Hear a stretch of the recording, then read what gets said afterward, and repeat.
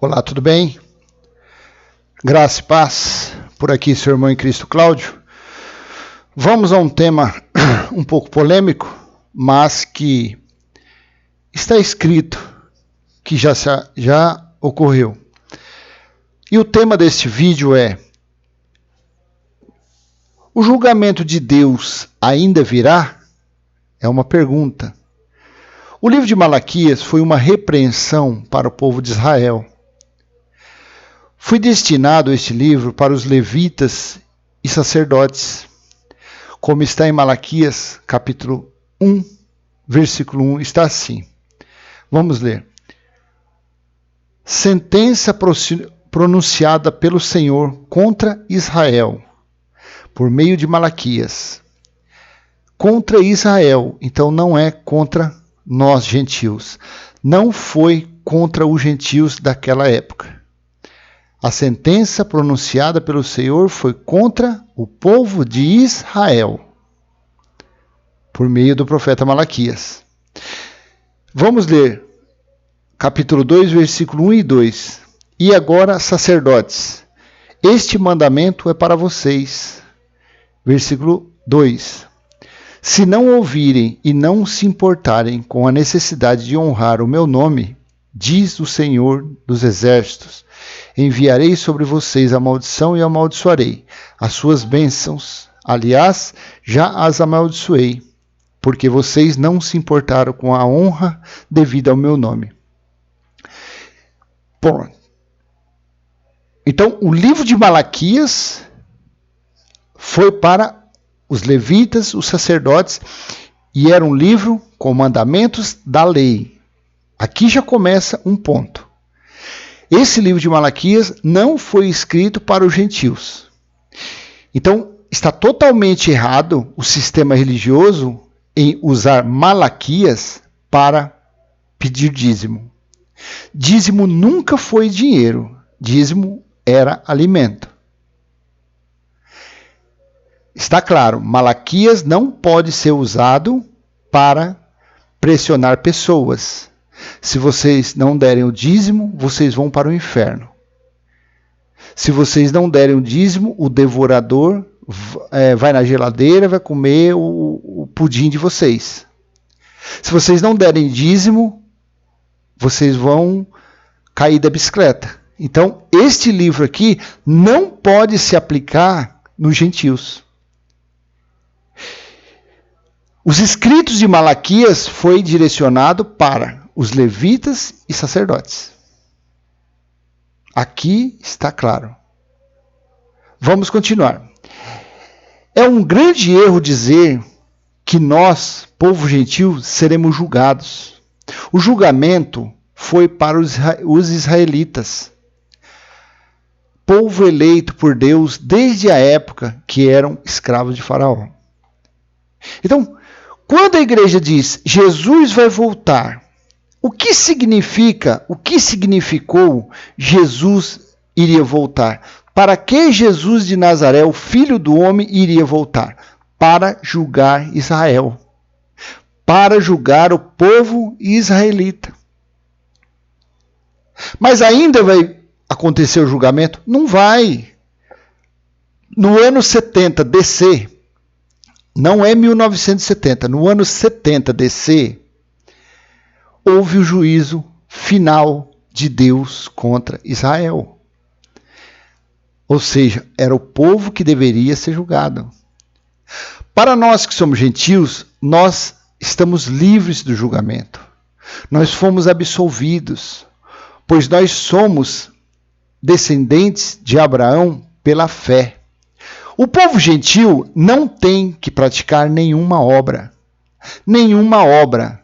Tomar banho de piscina, subir monte, jejum, fazer voto, dar dízimo, dar oferta. Isso é coisa de judeu. Nós somos povo gentil, a não ser que do outro lado esteja um judeu. Então, para você estava até Jesus vir. Quando Jesus disse, tetelestai, está consumado, ele tirou todos os eleitos da maldição da lei de Moisés. segundo os escritos dos livros da história de Jesus de Nazaré. Diz assim. Então não tem mais, mesmo sendo judeu, não tem mais que praticar. Por quê? Porque Jesus veio fazer o quê? Tirar o pecado do mundo, não os pecados do mundo. Jesus veio tirar o pecado. João Batista diz, eis o Cordeiro que tira o pecado. Qual foi o pecado que Jesus de Nazaré veio tirar? E tirou a lei de Moisés. Era o pecado. Porque o que é pecado? A transgressão da lei. Sem lei não há pecado espiritual. Foi isso que Jesus fez, tirou. Então, Jesus foi o mensageiro enviado por Deus para preparar o caminho e pregar o reino de Deus, e pregar que o reino de Deus estava próximo. O mensageiro de Deus para preparar o caminho não foi João Batista. O mensageiro de Deus para preparar o caminho foi Jesus de Nazaré, o seu filho. Tanto que Jesus disse a seus discípulos para pregar somente aos perdidos da casa de Israel. Como está escrito. Vamos ler. Olha para quem Jesus de Nazaré veio. E um grande erro que a religião comete é querer praticar as obras de Jesus de Nazaré. Ah, não. Tem que batizar nas águas porque Jesus de Nazaré foi batizado. Cara pálida, amado, eleito. Talvez você não saiba que você é um eleito de Deus. Jesus de Nazaré, ele era o cordeiro. E o que pela lei tinha que fazer com o cordeiro quando ia ser sacrificado? Era lavar até as entranhas do cordeiro. Jesus, como o cordeiro que tirou o pecado do mundo, Jesus era o cordeiro. Jesus deveria, pela lei de Moisés, ser lavado. Então, por isso que foi. Uma perguntinha que eu te faço. Antes de João Batista, quem batizava pelas águas? Você já parou para pensar? Antes de João Batista, quem batizava com água? Antes de João Batista, eles cumpriam sempre a lei da purificação. A lei da purificação. Quando Jesus de Nazaré, vai uma revelação para você aí. Quando Jesus de Nazaré transformou a água em vinho, aonde estava, qual foram as vasilhas, os recipientes que Jesus disse? Preparai as talhas, que cabiam cerca de 100 a 100 litros de água. E o que eram colocados naquelas talhas? Feito de couro. Águas para a purificação dos judeus, dos fariseus. E o que ele fez? Ele transformou aquela água, que era usada para a purificação, em sangue. Ele não poderia ter usado outro recipiente? Poderia. Ele poderia ter passado sem fazer esse milagre? Poderia. Mas qual foi o mistério daquele milagre? Qual foi o intuito daquele milagre? Para revelar, para mostrar que o sangue dele foi imensamente superior à purificação com água, que era através da lei de Moisés. Então, quando uma pessoa ela é lavada, ela é colocada dentro de uma piscina, dentro de uma cachoeira, dentro do Rio Jordão, dentro do oceano, dentro do Atlântico, ela está querendo fazer uma representação da lei da purificação, da lei de Moisés. Ou seja, está debaixo de maldição. Quando a pessoa batiza, eu falo porque eu já pratiquei isso, eu participei disso. Quando a pessoa ela toma aquele banho, que ela faz o batismo da lei de Moisés ou a lei da purificação, os próprios pastores, os próprios mestres dizem, virá sobre você 40 dias de tentação, como veio sobre Jesus. Então, eles dizem, nós da igreja vamos orar por você. Mas não é isso. Porque o que vem, na verdade, é a maldição de Moisés. Aquela carga, as coisas dando errado, aquela coisa ruim que vem depois que a pessoa sai da lei da purificação, é por quê? É porque vem a maldição em cima dela. O que se deve pregar para uma pessoa é que por ela ser gentil, por ela ter nascido depois do ano 70, depois da cruz, ela já foi batizada, remida, santificada. Ela quem? A carne? Não. O que foi justificado, remido e santificado é o Espírito. O nosso Espírito está pronto. Jesus mesmo disse. Jesus disse, antes da cruz ele disse, o Espírito está pronto. A carne para nada serve. É um erro muito grande o que a religião se preocupa em cuidar do exterior de uma pessoa. Isso é um erro muito grande, porque para Deus o exterior não serve de nada. Não serve de nada. A pessoa, o religioso diz assim, o evangélico diz assim, aquele que é católico fervoroso diz assim, o homem não pode usar bermuda?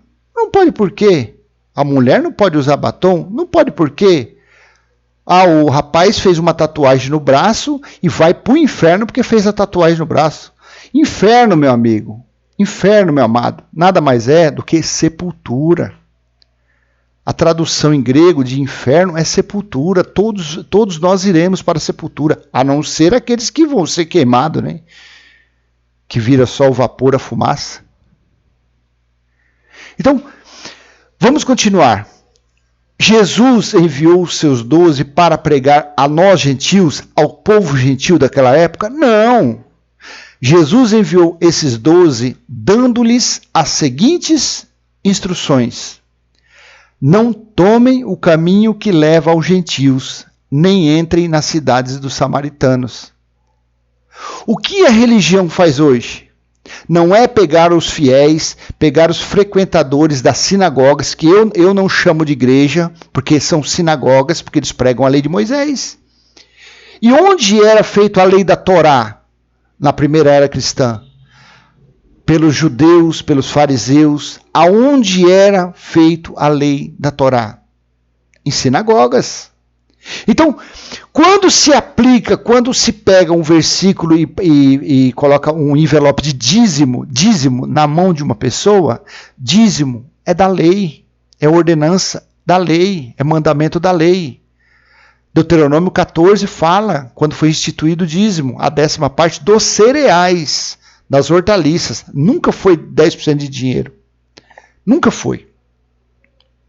A religião colocou como dinheiro para favorecimento próprio, mas nunca foi. Então, quando se faz o quê? Se pega uma pessoa, pronto, praticou. Ela fica obrigada, a partir do momento que ela, sendo cereal ou não, ela pegou um envelope para dar 10% de um dízimo, ela tem que obrigatoriamente, tem mais 612 mandamentos e preceitos e ordenanças que tem que cumprir. Pois acabou de entrar na maldição de Moisés.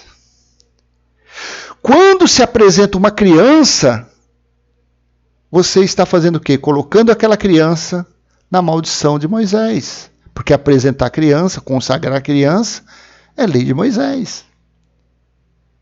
Então aqui, não tomem o caminho aos gentios, nem entrem nas cidades samaritanas. Jesus de Nazaré aqui não estava pregando o reino de Deus para os gentios. Jesus não estava. Por quê? Versículo 6. Mas de preferência procurem as ovelhas perdidas da casa de Israel. As ovelhas perdidas da casa de onde? De Israel. Eram quem? Era o povo que Deus escolheu como seus eleitos quando os tirou da escravidão de Faraó. Aquele povo, os israelitas, foi escolhido para ser povo eleito de Deus. E Jesus veio para os perdidos da casa de Israel. Gentios como nós, vamos nos colocarmos naquela data, naquela época. Jesus de Nazaré passava por nós que nem olhava. Vamos nos colocar. Então, os discípulos passariam ali do outro lado da rua, onde tinham judeus, e do lado direito tivesse gentio, ele não passava, porque a ordem foi a ordem de Jesus de Nazaré. E no versículo 7, pelo caminho preguem que está próximo o reino dos céus. Pelo caminho preguem que está próximo o reino dos céus. A religião depois de 2000 anos, ainda não entendeu que o está próximo aqui era na primeira era cristã. A religião ainda aguarda esse estar próximo até os dias de hoje, quase 2000 anos. Eu estou gravando esse vídeo no ano de 2020. A religião ainda espera que o reino de Deus venha a ser estabelecido. Mas coisa que já foi. Então, vamos para outro versículo que deixa mais claro ainda que Jesus de Nazaré, o Filho do Homem, não veio. E assim, a gente está concatenando o assunto sobre para quem veio o juízo de Deus, para quem veio a ira de Deus, sobre quem foi derramado o cálice da ira de Deus. Então vamos ligando fatos, situações, para ficar provado que Jesus de Nazaré, o juízo de Deus, não veio para os gentios. Para nós que somos gentios, quem veio? O Cristo ressuscitado. O Velho Testamento, a lei de Moisés, foram livros inspirados por Deus. Romanos até Hebreus foi revelado. 13 epístolas dessa, com certeza, foi Paulo. Ele foi revelado, ele recebeu a revelação de Deus no terceiro céu. O livro de Hebreus provavelmente foi escrito por Apolo ou Barnabé. No capítulo 2, versículo 3, fica provado que não foi Paulo quem escreveu o livro de Hebreus. Então vamos ler outro versículo. Livro histórico de Mateus. Mateus, Marcos, Lucas e João. Não é evangelho. Marcos, Lucas, João e Mateus são livros da história de Jesus de Nazaré, ou seja, do Filho do Homem nos dias de sua carne. A religião abraça esses 4 livros históricos como sendo evangelho. O Novo Testamento. É o Novo Testamento. Aí você vai falar com algum evangelho. Não, mas está escrito lá em Mateus 23, que fariseus hipócritas, que dais o dízimo do cominho, do endro e da hortelã. Cara pálida, isso aí é hortaliça, é tempero, não é dinheiro. E outra, isso daí é preceito da lei de Moisés. Mas foi Jesus de Nazaré que falou. Lógico, Jesus de Nazaré, ele veio para quê? Ele veio para cumprir a lei de Moisés. Gálatas, capítulo 4, versículo 4 e versículo 5. Jesus de Nazaré veio para cumprir a lei. E ele disse que enquanto não se cumprisse tudo, não era para tirar um i, uma vírgula, um tio da lei. Mas quando foi cumprido? Lucas 22 ou Lucas 23 diz, Jesus fala, tudo a respeito dele, dos profetas, dos salmos, foi cumprido. Tudo foi cumprido. Então a lei já não mais deve existir. Naquela época, imagine hoje, então, depois de 2000 anos. Quando ele diz, tetelestai, está consumado, deu-se fim, se cumpriu tudo a respeito dele, tudo a respeito dele. Só faltava uma coisa para finalizar. Dali a 37 anos ocorreu, que foi a queda do símbolo maior da lei de Moisés. Qual era o símbolo maior da lei de Moisés? O templo, a casa do tesouro, que foi derrubada. Cercada durante 3 anos e meio, e o general Tito entrou e acabou com tudo. Aí eu te pergunto, para aqueles que gostam do diabo, que diz que existe diabo, Satanás, foi através da espada do general Tito mortos, cerca de 1 milhão de judeus, foram levados cativos 1 milhão. Aonde estava o tal do diabo para matar essas pessoas? Foi o próprio Deus. Deus sempre em toda a Bíblia, ele usou um adversário para se vingar de outro. Então vamos ler. Livro histórico de Mateus, capítulo 15, versículo do 21 ao 24. Está escrito assim no 21. Saindo dali, Jesus foi para a região de Tiro e Sidom. Versículo 22. E eis que uma mulher cananeia, que tinha vindo daqueles lados, clamava, Senhor, filho de Davi, tenha compaixão de mim. Minha filha está horrivelmente endemoniada. Para os judeus, uma pessoa enferma era uma pessoa endemoniada. Isso tem que respeitar quando foi escrito. Tanto que depois eu não vou chegar até lá, mas se for até o final desse contexto, ela fala que era dos cachorrinhos, aí Jesus fala assim, grande foi sua fé, sua filha, a filha foi curada, a filha não foi liberta, a filha dela foi curada. Por quê? Para os judeus, uma pessoa enferma era uma pessoa endemoniada, ou seja, era uma pessoa com daimon, endemoniada é daimon, ou daimon kakos, ou daimon, esqueci que é ou espírito bom ou espírito mau, mas nada é de anjo, de ser, não tem nada a ver disso, mas o assunto não é esse. Então, versículo 23, Jesus, porém, não lhes respondeu. Olha, Jesus não deu nem atenção, aquela mulher chorando, gritando e planteando, e ele não deu nem atenção.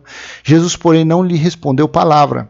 Então os seus discípulos, aproximando-se, disseram, mande-a embora, pois vem gritando atrás de nós. Versículo 24. Mas Jesus respondeu, não fui enviado, senão as ovelhas perdidas da casa de Israel. Vou te fazer novamente a pergunta.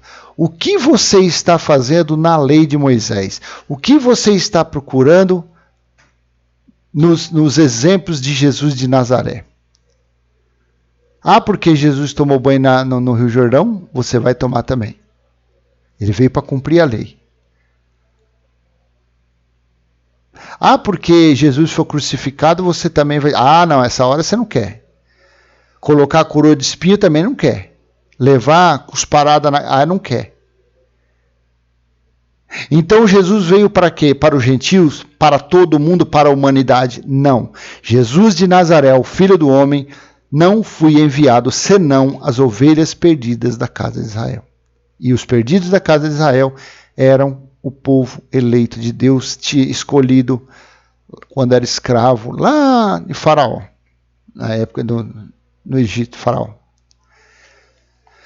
Agora que entendemos que Jesus de Nazaré veio somente para os judeus, vamos ver sobre a profecia do julgamento escrito por Malaquias. Agora chegamos ao tema principal, que é sobre o julgamento. O julgamento de Deus ainda virá? Vamos ler. Malaquias, a religião gosta muito do 8 ao 10, mas tem que saber que o livro de Malaquias não foi para os gentios, foi para a lei. Nós já lemos isso. Está assim Malaquias capítulo 3, a partir do versículo 1. Eis que eu envio o meu mensageiro, que preparará o caminho diante de mim. Diante de quem? Quem estava falando pela boca do profeta Malaquias? O Deus, o Criador de todas as coisas. O Deus vivo. Eis que eu envio o meu mensageiro, que preparará o caminho diante de mim. De repente, o Senhor, a quem vocês buscam, virá a seu templo. Aonde ficava o templo de Deus? Em Jerusalém, era a casa do tesouro. E o mensageiro da aliança, a quem vocês desejam, eis que ele vem. Diz quem? O Senhor dos exércitos. Versículo 2. Mas quem poderá suportar o dia da sua vinda? E quem poderá subsistir quando ele aparecer? Porque ele é como o fogo do ourives e como o sabão do lavandeiros. Versículo 3. Ele se assentará como derretedor e purificador de prata. Purificará os filhos de Levi e os refinará, como ouro e como prata. E eles trarão o Senhor as ofertas justas. Se fosse nos dias de hoje, com a ganância que está na religião, seria o contrário. Versículo 4. Então a oferta de Judá e de Jerusalém será agradável ao Senhor, como nos dias da antiguidade e como nos primeiros anos. E versículo 5. Virei até vocês para juízo. Virei até vocês para juízo. Terei pressa em testemunhar contra os feiticeiros, contra os adúlteros, contra os que juram falsamente, contra os que oprimem os trabalhadores, as viúvas e os órfãos. Torcem o direito dos estrangeiros e não temem, diz o Senhor dos Exércitos. Quem viria? Quem viria? Não é quem virá. Quem viria para o juízo? O Senhor dos Exércitos. Eu quero ler esse versículo novamente com vocês. Versículo 1. Eis que eu envio meu mensageiro que preparará o caminho diante de mim. De repente o Senhor, a quem vocês buscam, virá ao seu templo, e o mensageiro da aliança a quem vocês desejam, eis que ele vem, diz o Senhor dos Exércitos. Jesus de Nazaré, o Filho do Homem, veio para preparar os judeus para o juízo. Os judeus para o juízo. Não os gentios. A lei não foi dada para os gentios. Nós, gentios, não temos que cumprir lei nenhuma. Mas não aceitaram. Vamos ler. Jesus de Nazaré, ele veio para cumprir. E veio para o quê? Para preparar o caminho. Olha o que ele disse. Vamos ler. Livro histórico de Mateus, capítulo 23, do versículo 37 ao 39. Jerusalém, Jerusalém, você mata os profetas e apedreja os que lhes são enviados.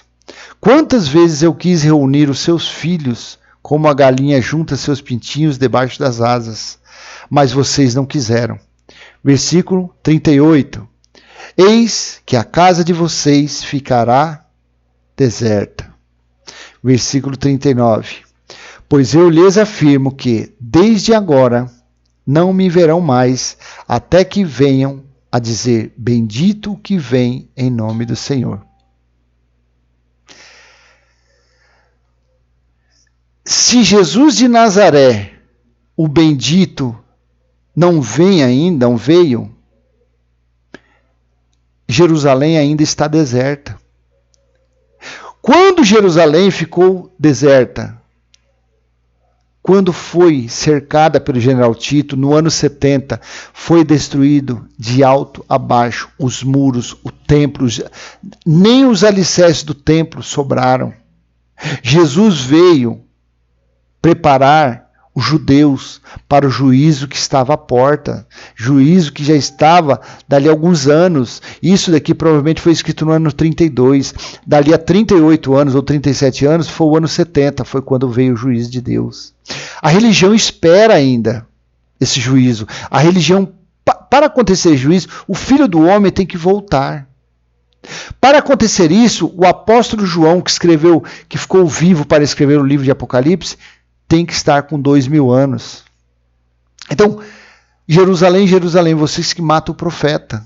Olha porque veio o juízo. Mataram o profeta, mataram os discípulos, mataram o próprio filho dele, que foi Jesus. O penduraram numa cruz. Uma pessoa, um Deus, que não tinha pecado, que não tinha transgressão. Então o juízo veio sobre quem deveria vir. Quem deveria. Nos dias de hoje, como pode esperar Jesus de Nazaré vir? Como pode anunciar, escravizar as pessoas? Jesus vai voltar. Como que Jesus vai voltar?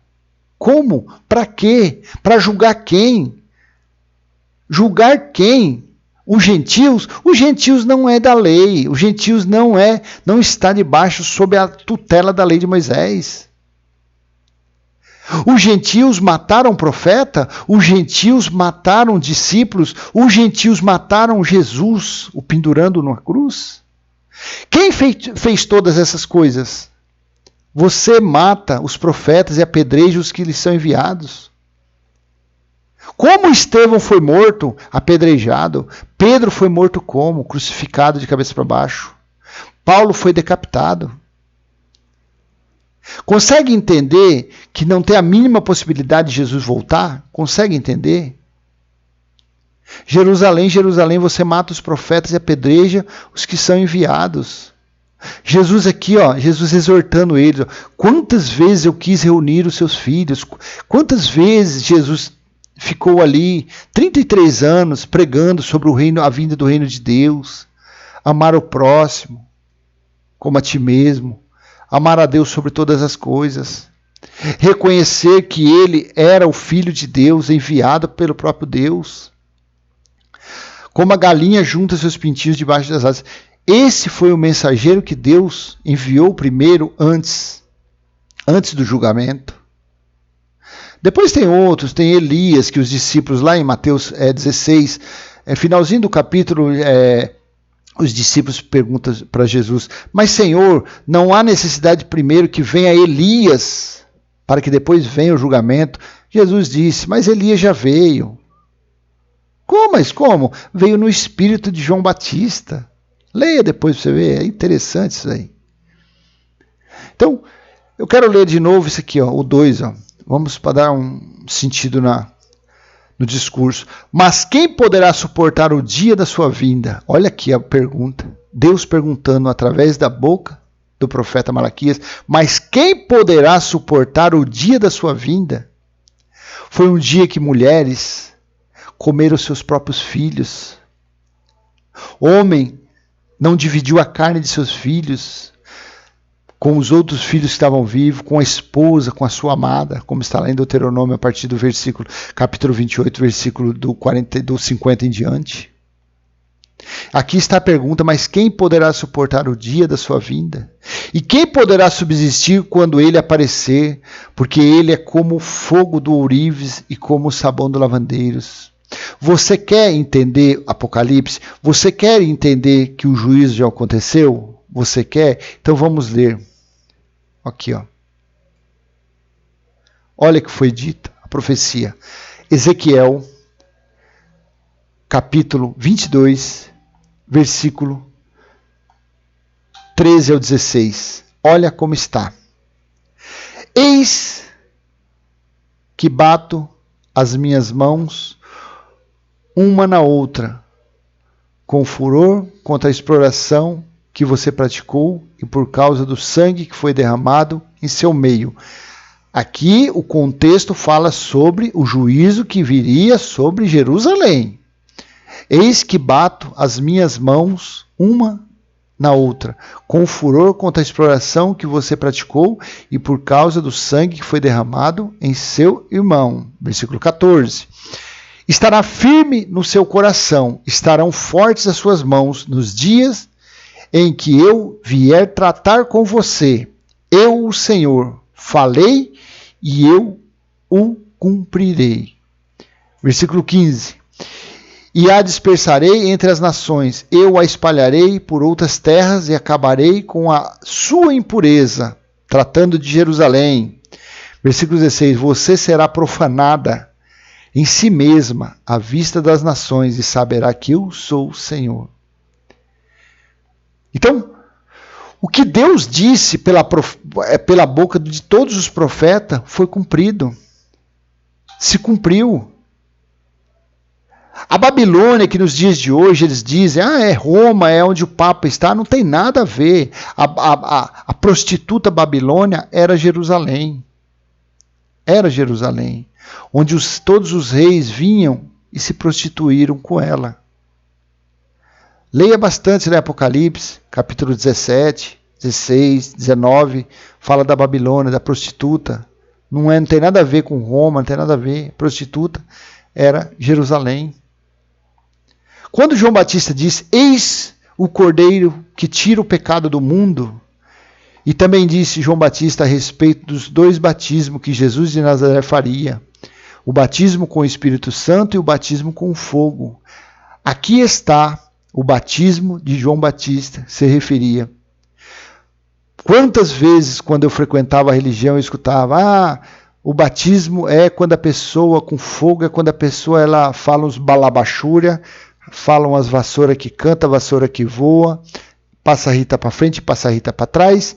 A pessoa era batizada no Espírito Santo e quando ela sentisse um fogo, um suor, a testa suando, não tem nada a ver. O batismo do fogo, que João Batista era profético. Olha o que está escrito, vamos continuar aí mesmo. Ezequiel, a partir do versículo 17 até o 22, diz assim, a palavra do Senhor veio a mim dizendo, vamos ler, versículo 18, Filho do homem, a casa de Israel se transformou em escória para mim. Olha aonde que como Deus tratava Jerusalém. Para ele, Jerusalém havia se tornado escória, havia se tornado uma Babilônia prostituta. cheio de pecado, cheio de engano, cheio de erro, cheio de mentira. E não é diferente dos dias atuais. Eles utilizam a Bíblia para roubarem as pessoas pregando a lei de Moisés, pedindo sacrifício, holocausto, dízimo, que nunca foi dinheiro, ofertas que era coisa da lei, era para a manutenção do templo, só que o templo de Deus caiu no ano 70. O que Paulo pede em 2 Coríntios é contribuição, não tem nada a ver de oferta. Ofertas, oferenda, isso é coisa da lei, coisa de maldição. Então Deus já não suportava mais os pecados que haviam em Jerusalém. E nos dias de hoje, infelizmente, é quase a mesma coisa. São enganos, são profetas que nada sabem, são profetisas, são os balabachúrias que, Deus que me diz, Deus vai dizer o quê? Como que Deus vai dizer através do homem para praticar a lei de Moisés, sendo que ele deu o filho dele para morrer naquela cruz? Morte terrível, humilhação. Jesus, o filho dele, foi humilhado, foi menosprezado. Como que Deus pode falar dentro de um templo, dentro de uma sinagoga dessa, através de um comedor de arroz e feijão? Deus, eu que vos digo, para com isso. Então o juízo veio contra aquelas pessoas, veio contra aquele templo. Filho do homem, a casa de Israel, Jerusalém, se transformou em escória para mim. Todos eles são como cobre, estanho, ferro e chumbo. No meio do forno, eles são escória de prata. Portanto, assim diz o Senhor Deus, visto que todos vocês se transformaram em escória, eis que eu os ajuntarei no meio de Jerusalém. Como se ajuntam prata e cobre, o ferro, o chumbo e o estanho no meio do forno para assoprar o fogo sobre eles, a fim de se fundirem, assim na minha ira e no meu furor eu os ajuntarei, ali os deixarei e fundirei. Foi assim o batismo de fogo. Foi assim. E foram tirados os eleitos do meio, todo chamuscado de carvão, queimado, salpicado. Os eleitos ali no meio foram tirados assim, no dia do juízo, quando Jesus veio com seus anjos espiritual. Ninguém viu. Jesus disse que a vinda dele seria como relâmpagos, fuzilando do Oriente para o Ocidente. E nos dias de hoje a religião espera e diz, ele vai vir por sobre as nuvens e vai arrebatar, um monte de bonequinho vai saber sumindo. Para com isso, não tem nada a ver. Não tem nada a ver isso. Versículo 21, eu os reunirei e assoprarei sobre eles o fogo do meu furor, e vocês serão fundidos no meio de Jerusalém. Como pode nos dias de hoje? Vamos dizer, como a religião diz, Jesus vai voltar. Como que Jesus vai voltar hoje? Se todo o assunto, se todo o contexto se trata só de Jerusalém? Como seria nos dias de hoje? Que tantos países importantes, a Europa, a América do Sul, toda a América do Norte, a Ásia, por que nos dias de hoje seria separado só Jerusalém para fazer isso? A religião diz que Jesus vai voltar, sabe para quê? Para segurar as pessoas presas, cativas, escravas, algemadas ao sistema, a mentira, o engano. Porque se eles disserem que Jesus já veio, que o juízo já ocorreu, a teologia vai ter que ser extinta. Todos os livros sobre teologia terão que ser queimados. Aqueles doutores cheios de anéis terão que derreter os seus anéis. A teologia não vale nada. A teologia é engano, a teologia é mentira.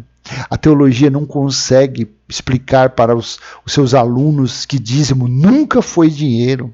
A teologia não consegue explicar para os seus alunos que o batismo foi na morte de Jesus, foi na morte de cruz, como está em Romanos capítulo 6, versículo 3 e 4. Todos nós que fomos batizados na morte de Cristo, não em uma piscina. A teologia não consegue explicar isso. Então, imagine séculos e séculos falando, a teologia ensinando as mentiras, os enganos. Imagine chegar agora aí de repente em rede nacional, olha, Jesus já voltou, Jesus não voltará mais. Acabou. O batismo não é mais no Rio Jordão, na piscina, na cachoeira. O batismo foi na cruz. O que as pessoas... E se eles falarem que diabo não existe? Diabo nunca existiu. Diabo é adjetivo, não é um ser. E se eles falarem que Satanás não é um adjetivo, que um ser é um adjetivo, é um opositor, uma pessoa que se opõe a outra é um Satanás. Jesus disse a Pedro, Pedro, aparte de mim, Satanás. Pedro era um Satanás? Pedro usava chifre? Não. Pedro estava se opondo ao sacrifício, ao batismo da morte que Jesus iria passar. Porque Jesus disse que seria crucificado. E Pedro se opôs. Não, de forma nenhuma, Senhor, nós deixaremos o Senhor ser crucificado. Pedro estava se opondo, estava sendo contrário. Ele era um Satanás. Apocalipse capítulo 2, versículos 7 e 8, são sinagogas de Satanás. O que é sinagoga de Satanás? É os dias de hoje. O que tem hoje não são igrejas, são sinagogas de Satanás. Sinagoga porque eles pregam a lei de Moisés, e Satanás porque eles se opõem à sã doutrina de Cristo. Eles se opõem à sã doutrina, eles se opõem à verdade, à doutrina saudável. Eles dizem para os seus fiéis que Mateus, Marcos, Lucas e João é livro, é evangelho, sendo que é mentira, é livro histórico. Eles dizem, a teologia diz que os 4, Mateus, Marcos, Lucas, é o Novo Testamento. Mentira. Para um testamento ter validade, o testador tem que morrer. Quando que Jesus de Nazaré morreu? Então, o Novo Testamento começa a partir pós-cruz, quando o testador morreu. Antes, ele estava vivo. Então não é Novo Testamento. E para nós gentios, Paulo recebeu a revelação no terceiro céu. Para nós gentios, o Novo Testamento é a partir do livro de Romanos. Para nós que somos gentios. Versículo 22. Como se funde a prata no meio do forno, assim vocês serão fundidos no meio dela. Meio dela quem? Meio de Jerusalém. E saberão que eu, o Senhor, derramei o meu furor sobre vocês. Assim foi o batismo de fogo que João Batista disse. Eis que vem o Cordeiro. Ele vos batizará com Espírito Santo e com fogo. Foi assim o batismo de fogo. Não é que a pessoa está lá e dali a pouco ela escuta um balabachura lá no altar e aqui ela começa a balabachura e começa a pôr a mão numa coisa e balançar e está sendo batizado. Não tem nada a ver. Isso é a carne dela manifestando. Isso é um espírito de engano que o próprio Deus coloca nesses antros, nessas sinagogas, porque as pessoas não querem dar valor ao sacrifício de seu filho na cruz. As pessoas não querem aceitar que já foram remidos, justificados, santificados. As pessoas têm os líderes com os anéis nos dedos, diplomas, ternos caríssimos, como semideuses. E por isso Deus coloca o engano nesses lugares. Jesus disse a respeito da fuga de quem pudesse no dia que fosse colocado o abominável da desolação. O que significa abominável da desolação? Quem foi o abominável da desolação? General Tito. No ano 70, quando ele invadiu de uma vez, no ano 70 ele entrou no Santo dos Santos e lá ele, além da presença dele, mandou fazer ainda um antítipo, um busto e colocou para as pessoas o adorarem. Então, o abominável da desolação foi General Tito. Vamos ler. Está assim, Jesus disse: quando, pois, vocês virem situado no lugar santo o abominável da desolação, de que falou o profeta Daniel, quem lê entenda. Versículo 16. Então os que estiverem na Judéia fujam para os montes. Versículo 17. Quem estiver no terraço não desça para tirar de casa coisa alguma. Versículo 18. Quem estiver no campo não volte atrás para buscar a sua capa. Eu vou falar uma coisa. Isso é uma religião. É religião, porque a religião e seita não muda quase nada. São tudo. Eles moram em sítios longe da civilização, porque eles pegam esses versículos. Olha que cegueira maldita que o líder dessas pessoas tem. Olha que cegueira maldita que tem. trancam as pessoas dentro de um sítio, de uma fazenda, utilizando desses versículos, e quem estiver no campo não volte atrás para buscar. Isso daqui, Jesus disse o que? Quando o abominável da desolação tomasse conta, significava que o quê? Que as forças dos judeus, as forças de Jerusalém, tinham praticamente zerado, e que a força romana dos romanos, o exército romano, estava dominando tudo. Então foi isso. João, no livro de Apocalipse, capítulo 1, versículo 10 e 11, João disse assim: estava na ilha de Patmos no dia do Senhor e fui arrebatado em espírito. O espírito dele foi arrebatado no dia do Senhor. Aquele dia do Senhor era o que? Havia chegado o juiz de Deus.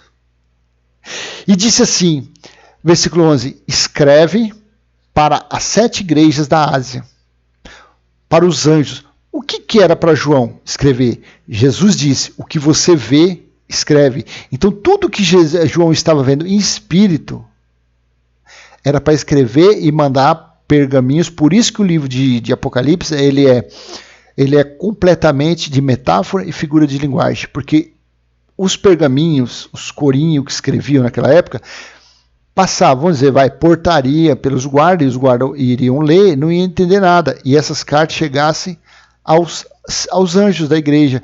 E os anjos, que eram os irmãos das igrejas, eles, pelo Espírito, eles entenderiam aquela figura de linguagem. É como acontece nos dias de hoje. Depois de 2000 anos, hoje, o livro de Apocalipse, a gente lê como se estivesse lendo um livro de receita.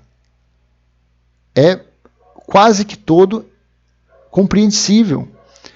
Alguma coisinha aqui está ali, por quê? Porque é necessário para que a gente não se acomode. Então a gente lê Ezequiel, Jeremias, Lamentações, Sofonias, e vai lá, Daniel, e consegue ver as palavras de Jesus de Nazaré e vai encaixando como se fosse um quebra-cabeça. E o livro de Apocalipse fica claro. Então, assim que foi escrito, assim que foi orientado, para que as pessoas não viessem para Jerusalém. Então Jesus disse, quando o abominável da desolação tomar posse, estabelecer-se dentro do templo, vocês fujam, corram porque já não tem mais jeito. E as cartas aos irmãos eram avisando o que estava acontecendo, que o dia do Senhor havia chegado e os irmãos das igrejas não viessem para Jerusalém, porque estava ocorrendo o juízo. E aqueles que estavam nem quente, nem morno, nem quente, nem frio, era para escolher uma posição, porque o juízo estava à porta. Aqueles que estavam displicentes eram para tomar a atitude como eleito de Deus, se consertarem. Pode ver, lê o teor da carta de Filadélfia, de Esmirna e Tiátira. Era o quê? Era exortação. Para quê? Para os irmãos se corrigirem, porque o juiz estava à porta. E o mesmo ocorreu quando foi aberto o 6º selo. Vamos ver no livro de Apocalipse, quando foi aberto o 6º selo. Apocalipse, capítulo 6, versículo do 12 ao 17. Vamos ler. Vi quando o cordeiro quebrou o 6º selo. Houve um grande terremoto. O sol se tornou negro como pano de saco, feito de crina. E a lua ficou toda vermelha como sangue. Isso aqui são figuras de linguagem. O sol se tornou negro. Quem era o sol? O sol representava o quê? O templo que havia em Jerusalém. Porque o sol, ele era folhado de ouro, ele tinha revestimentos de ouro no templo. Então, batia o sol, quilômetros via o brilho do templo. Então, durante o seco, durante a guerra, durante aquela peleja, era fumaça, fogo e tudo. Então, perdeu-se o brilho. O sol perdeu o brilho. Tornou-se negro como pano de saco. E a lua ficou toda vermelha de sangue. Quem era considerado como lua para Deus? Eram os eleitos, eram os judeus. Estavam banhados de sangue pela espada de General Tito e dos soldados romanos. Então, essa figura representa o templo e representa os judeus. Versículo 13. As estrelas do céu caíram sobre a terra, como a figueira deixa cair os seus figos verdes quando sacudidas por um vento forte. Versículo 14. E o céu recolheu-se como um pergaminho quando se enrola. Então todos os montes e as ilhas foram movidos de seu lugar. Versículo 15. Os reis da terra, os grandes, os comandantes, os ricos, os poderosos, e todo escravo e todo livre se esconderam em cavernas. Jesus não havia falado que quando colocasse o abominável da desolação, era para as pessoas correr da Judéia, se esconder nos montes? Aqui estava se cumprindo depois de 38 anos, mais ou menos, estava se cumprindo. Os reis da terra, os grandes, os comandantes, os ricos, os poderosos, e todo escravo e todo livre, se esconderam nas cavernas e nos penhascos dos montes. Versículo 16. E disseram aos montes e aos rochedos: caiam sobre nós e nos escondam da face daquele que está sentado no trono e da ira do Cordeiro. Versículo 17. Porque chegou o grande dia da ira deles, e quem poderá subsistir? A aflição foi tanta, a perseguição foi tanta, a tribulação foi tanta, e Jesus já tinha avisado. Quando vocês virem o abominável da desolação sendo colocado onde não se deve, leia Daniel capítulo 9, do versículo 24 até o 27, para você ver. Leia para você entender. É interessantíssima essa profecia. E Jesus de Nazaré se utilizou de Daniel, como era o mesmo Espírito, para dizer em Mateus, capítulo 24, e se utilizou do mesmo Espírito para, pela boca de João, na ilha de Patmos, durante o Apocalipse, durante o dia do Senhor, dizer a mesma coisa, porque chegou o grande dia da ira deles. E a religião, os religiosos esperam quase 2000 anos chegar esse dia. Mas aqui, sabe por que fica fácil? Quando você acredita no que está escrito, fica fácil a interpretação, porque você acredita no que está escrito. Eu estou lendo para você, eu não estou me baseando em nenhum livro de teologia. Eu não estou me baseando em nenhum escrito humano. Eu não estou me baseando em nenhum escrito meu. Eu não estou me baseando em um pensamento, numa filosofia. Não, eu estou lendo o que está escrito. Vou ler o 16 e o 17 junto. E disseram aos montes e aos rochedos: caiam sobre nós. Isso aqui era o sofrimento terrível. Caiam sobre nós e nos escondam da face daquele que está sentado no trono. Quem estava sentado no trono? O Criador de todas as coisas. Havia chegado o juízo de Deus e da ira do Cordeiro, porque chegou o grande dia da ira deles. Deles quem? Dos dois, do Pai e do Filho, porque chegou o grande dia da ira deles. E quem poderá subsistir? Perguntou. Quem poderá sobreviver disso? Pois disse Daniel, capítulo 12, versículo 1, que a aflição daqueles dias seria tal como nunca houve e nunca jamais haveria. Nunca jamais. Nós já tivemos a Primeira Guerra Mundial, a Segunda Guerra Mundial, mas pelo que eu acredito, no que tanto Daniel disse como Jesus disse, Lucas, a partir do capítulo 21, a partir do versículo 20, que Jesus disse que nunca também haveria aflição tal, igual aquela. Então, a Primeira Guerra, a Segunda Guerra, foi fichinha perante o que aconteceu no ano 70, dentro dos muros de Jerusalém. Então, a teologia futuriza a volta de Jesus, mas veja o que o apóstolo da circuncisão Tiago disse. Pedro, Tiago e João, apóstolos da circuncisão, apóstolo dos judeus. Paulo, apóstolo dos gentios.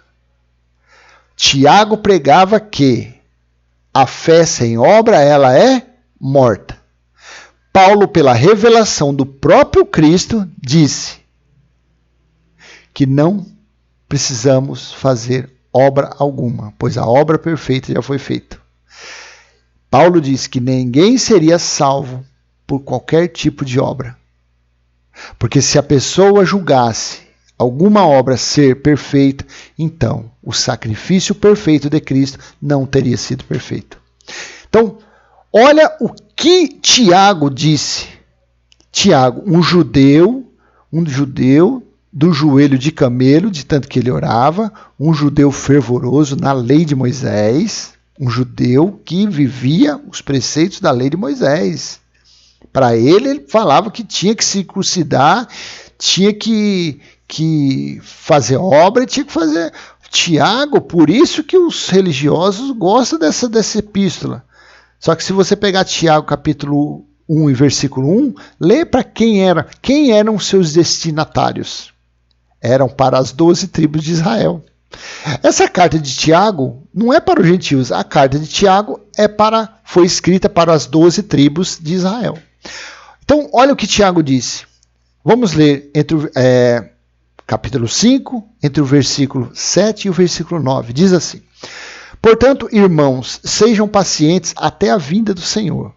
Eis que o lavrador aguarda com paciência o precioso fruto da terra, até receber as primeiras e as últimas chuvas. Versículo 8. Sejam também vocês pacientes e fortaleçam o seu coração, pois a vinda do Senhor está próxima. Isso aqui foi escrito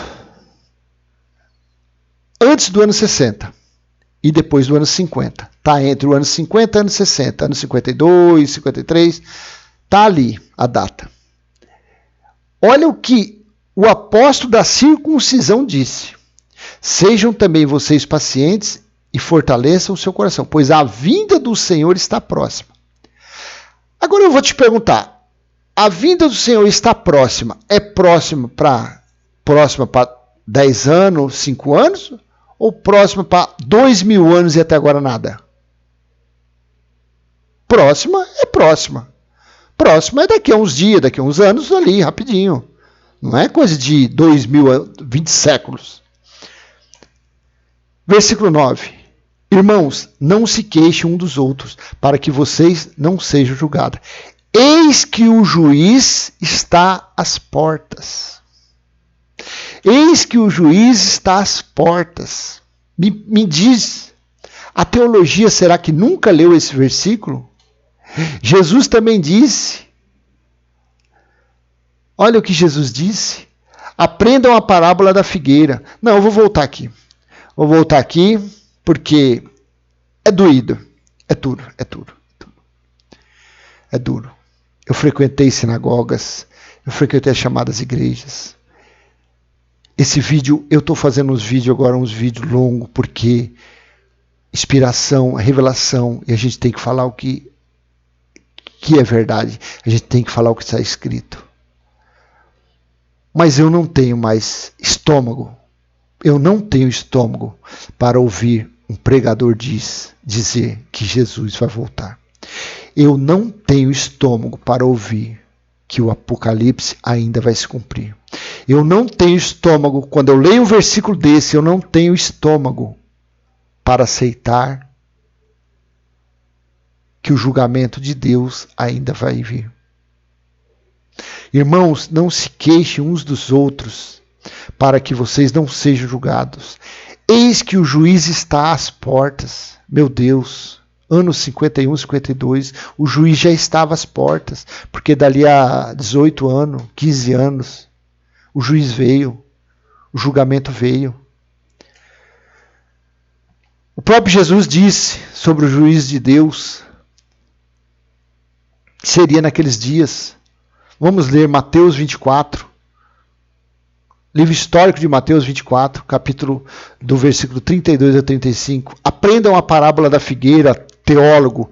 Aqui no teólogo não vai ouvir, um canal meu vai ouvir, até parece. Aprenda, mas se você for aluno, pergunta isso aqui para o seu professor de teologia. Aprendam a parábola da figueira. Quando já os seus ramos se renovam e as folhas brotam, vocês sabem que o verão está próximo. Versículo 33.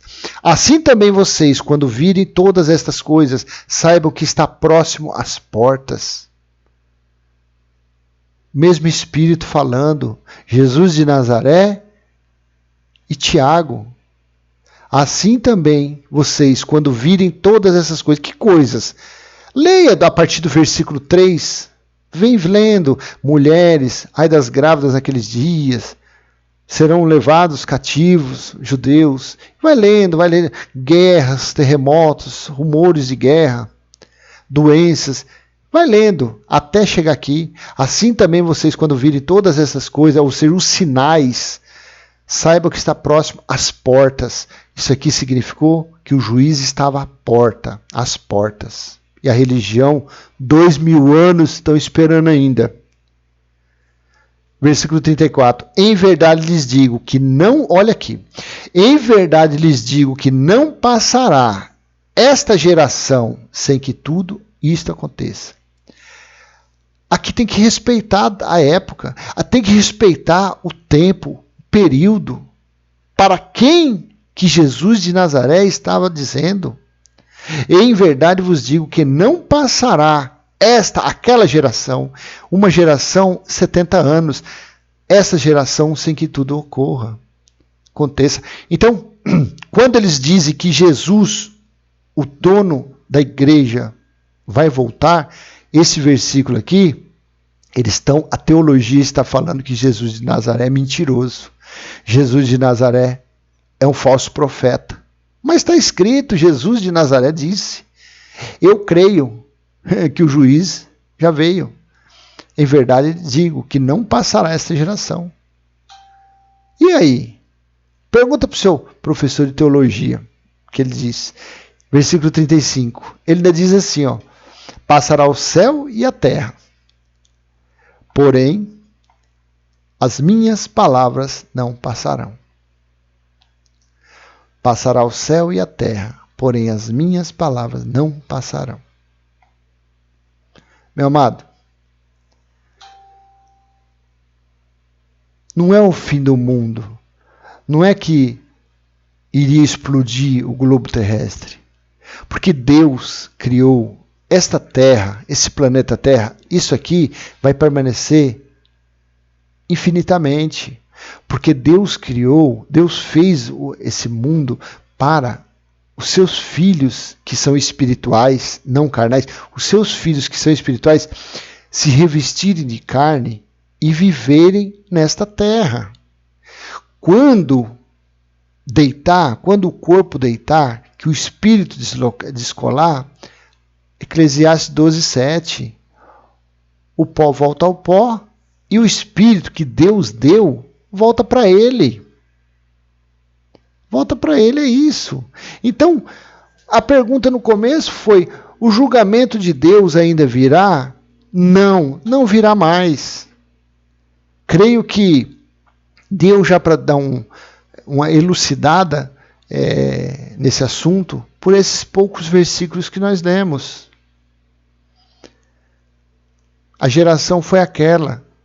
O juiz estava às portas daquela geração. A religião diz que Jesus vai voltar, por quê? Volto a repetir. Por que eles têm que falar? Porque senão seus cofres ficarão vazios. Porque senão eles vão ter que arrumar serviço e quem não tem estudo vai ter que trabalhar vamos falar, de orelha seca, como diz a turma por aí. Vai ter que trabalhar para ganhar salário mínimo. Então, infelizmente, quando eu passo na frente das sinagogas, eu tenho dó das pessoas. Tenho dó dos fiéis. Eu hoje vejo esses pregadores como cães gulosos. Não se fartam. Eles não se fartam. Eles querem mais, eles querem mais, eles querem mais. A ganância deles é desenfreada. O dízimo, que era alimento, era uma vez por ano. Mas para eles, que além de mentir no dízimo, ainda pede todo santo dia. Quem trouxe o dízimo? Quem trouxe o dízimo? Quem trouxe o dízimo? Quem trouxe o dízimo? Oferta, sacrifício. E ameaça. Não, e a pessoa ainda financia essa mentira, financia esse sistema doentio, mentiroso, enganoso, para ser chamado de ladrão. Ó, se você não der o dízimo, você está roubando a Deus. Para falar que o gafanhoto vai na casa da pessoa. A pessoa financia a mentira para ser humilhado ainda. Isso que é duro. Meu amado, graça e paz, espero ter contribuído de alguma forma para a elucidação desse assunto. Tem muito o que falar sobre isso ainda. E se foi útil, eu peço que você compartilhe esse vídeo, que você dê um joinha, que você dê um like, que você se inscreva no canal. Vamos fazer esse canal crescer, vamos levar a sã doutrina aos nossos irmãos eleitos que estão sendo escravizados pelo sistema por aí. Graça e paz, tchau, tchau, até a próxima. Tchau.